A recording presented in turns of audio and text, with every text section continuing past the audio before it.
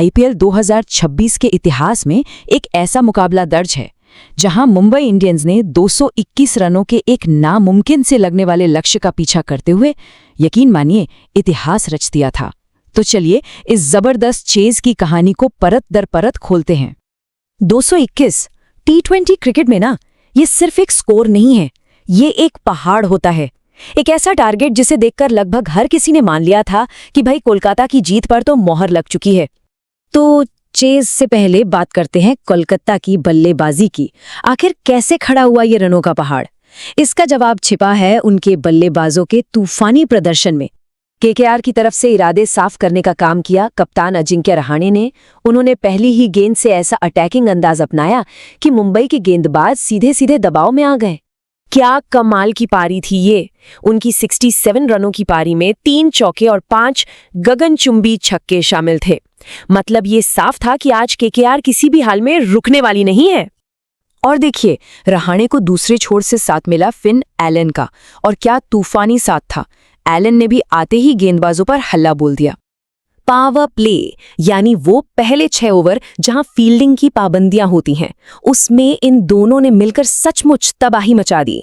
मुंबई को शुरुआत में ही पूरी तरह से बैकफुट पर धकेल दिया गया था। अब सोचिए, ओपनर्स के जाने के बाद भी कलकत्ता का हमला रुका नहीं। क्रीज पर आए युवा अंश रघुवंशी, और उन्होंने भी रन बनाने की रफ्तार को बिल्कुल बनाए रखा और एक और तेज तर्रार 50 जड़ दी। रघुवंशी के इस शानदार अर्धशतक और फिर अंत में फिनिशर रिंकू सिंह के कुछ करारे शॉट्स, इन्हीं सब की बदौलत कोलकाता ने बोर्ड पर टांग दिए पूरे 220 रन। तो अब बारी थी मुंबई के जवाबी हमले की। सवाल एक ही था कि क्या 221 रनों के इस पहाड़ जैसे लक्ष्य के दबाव में मुंबई की टीम बिखर जाएगी या फिर पलटवार करेगी? इस सवाल का जवाब देने का जिम्मा उठाया हिटमैन रोहित शर्मा ने। उन्होंने इतनी धमाकेदार शुरुआत की कि केकेआर के गेंदबाज कुछ समझ पाते ना, उससे पहले ही मैच का सारा मोमेंटम मुंबई की तरफ झुक चुका था। 205 का स्ट्राइक रेट, मतलब हर 100 गेंदों पर 205 रन बनाने की रफ्तार।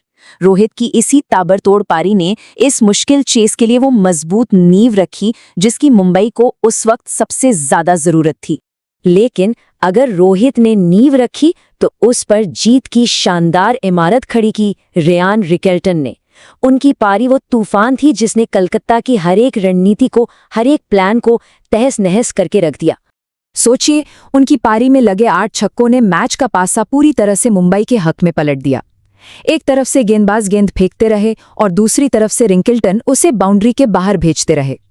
और जब ये दोनों साथ खेले तो केकेआर के गेंदबाजी आक्रमण की धज्जियां उड़ गईं। एक तरफ से रोहित, दूसरी तरफ से रिकेल्टन। गेंदबाजों के पास सच में कोई जवाब ही नहीं था। और नतीजा ये कि मुंबई ने 19.1 ओवर में ही लक्ष्य हासिल कर लिया। बाकी बल्लेबाजों के छोटे लेकिन बहुत जरूरी योगदान ने इस ऐतिहासिक जीत पर आखिरी मुहर लगा दी। तो सवाल ये उठता है कि आखिर केकेआर हारी क्यों?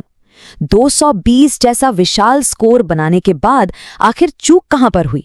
चलिए इसका थोड़ा विश्लेषण करते हैं। मुंबई की इस अविश्वसनीय जीत की कहानी ना इन 3 नायकों के इर्द गिर्द घूमती है। 1 रोहित की विस्फोटक शुरुआत, 2 रिकेल्टन की तूफानी पारी, और 3 हार्दिक का वो शांत फिनिश। लेकिन सिक्के का दूसरा पहलू भी है। वो है कोलकाता की गेंदबाजी, जो अपने बल्लेबाजों की मेहनत पर पानी फेरते हुए इस बड़े स्कोर को बचाने में पूरी तरह से नाकाम रहीं। चाहे वैभव अरोड़ा हो या वरुण चक्रवर्ती, कोलकाता के जो मुख्य गेंदबाज थे वो रनों पर लगाम कसने में बिल्कुल फेल रहे, और शायद यही उनकी हार का सबसे बड़ा कारण बना। तो फिर आखिर में एक सवाल, इस मैच का असली हीरो कौन था?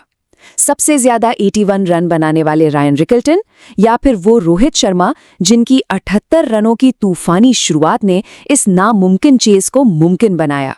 ये एक ऐसा सवाल है जो क्रिकेट फैंस के बीच हमेशा एक दिलचस्प चर्चा का विषय बना रहेगा।